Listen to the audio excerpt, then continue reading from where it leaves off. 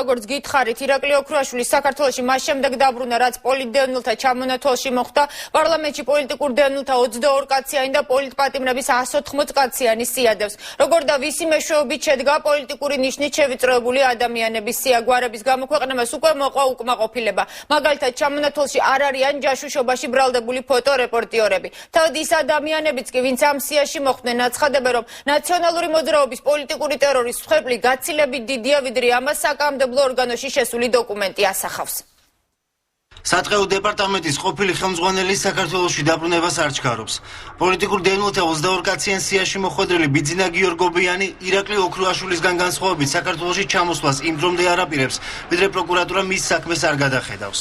ჩვენ უნდა დაველოდოთ, ვიდრე პარლამენტი მიიღებს დადგენილებას და შემდეგ თუ პარლამენტის მიღებული დადგენილება გადაეგზავნება პროკურატურას და პროკურატურა ჩათვლის საჭიროდ თვითონ პროკურატურა რომ ჩვენს გარეშე მათ არ შეუძლიათ გადაწყვეტილების მიღება და აუცილებელია რომ ჩვენ ჩავიდეთ თბილისში რათა მათ მიიღო გადაწყვეტილება ჩვენ საქმეებთან დაკავშირებით მეც რა თქმა უნდა ჩამოვალ. გიორგობიანთან ერთად ადამიანის უფლებათა დაცვის კომიტეტის სიაში მოხვდნენ ბიზნესმენი ქიბარ ხალვაში და შიდა ქართლის ყოფილი გუბერნატორი მიხეილ ქარელი. მედიის წარმომადგენელთა მოლოდინის მიუხედავად სიაში ვერ მოხვდა ჟურნალისტი ვახტანგ კომახიძე, რომელსაც 2008 წლის აგვისტოს ომის შემდეგ პოლიტიკური თავშესაფარი შვეიცარია მისცა. კიდევ ერთი ჟურნალისტი გელა მთივლიშვილი კი სიაში ქართული ოცნების ლაგოდეხის შტაბის წევრის ზვიად ხვედელიძის ნახვას ელოდა. მას შინაგან საქმეთა სამინისტროს კონსტიტუციური უსაფრთხოების დეპარტამენტმა მოუწყო სპეციალურად რაღაც ხაფანგი და შემდგომ დააბრალეს გაუპატიურების მცდელობა და აღმოჩნდა რომ ეს ეგრეთ წოდებული დაზარალებული, რომელიც საქმეში იყო ქალბატონი არის პრეზიდენტის მიერ შეწყარებული პატიმარი, რომელიც უკვე რამდენიმე წელია თანამშრომლობდა კუდთან. ის რომ ადამიანის უფლებათა დაცვის კომიტეტზე წარდგენილი პოლიტპატიმართა და პოლიტიკურ დევნილთა სია არასრულია, თავად კომიტეტის თავმჯდომარეც ამბობს.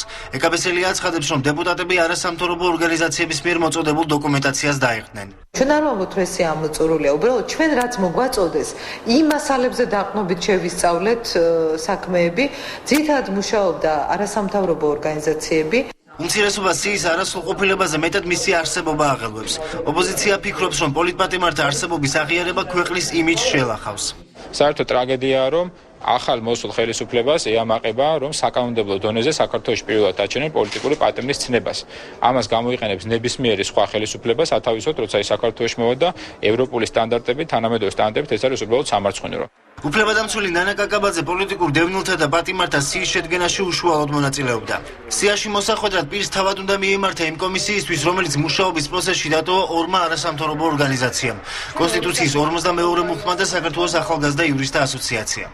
ის ადამიანები, ვინც დღევანდელი ხელისუფლების მიერ იყვნენ ქვეყნიდან გაქცეულები პოლიტიკური ნიშნით და სხვა ქვეყანამ, სადაც ისინი ცხოვრობენ და მოღვაწეობენ, იმ სხვა ქვეყანამ ისინი აღიარა პოლიტიკურ დევნილებად ამ ადამიანებს ჩვენ და მოგმართა რა თქმა უნდა ჩვენ, ანუ ადამიანის უფლებათა დაცვის კომიტეტს ან მანამდე მიმომართა ჰელსინკის ჯგუფს, ჩვენ ესენი შევიყვანეთ პოლიტიკური დევნილების სიებში. Მთლიან სიაზე ჩვენ პასუხისმგებლობას რა თქმა უნდა ვერ ავიღებთ, იმ ნაწილზე რომელიც ჩვენს მიერ არის შესწავლილი, რა თქმა უნდა ვიღებთ პასუხისმგებლობას და ნაწილში საქმეებისა ჩვენ ვფიქრობთ რომ არის პოლიტიკური მეთოდი.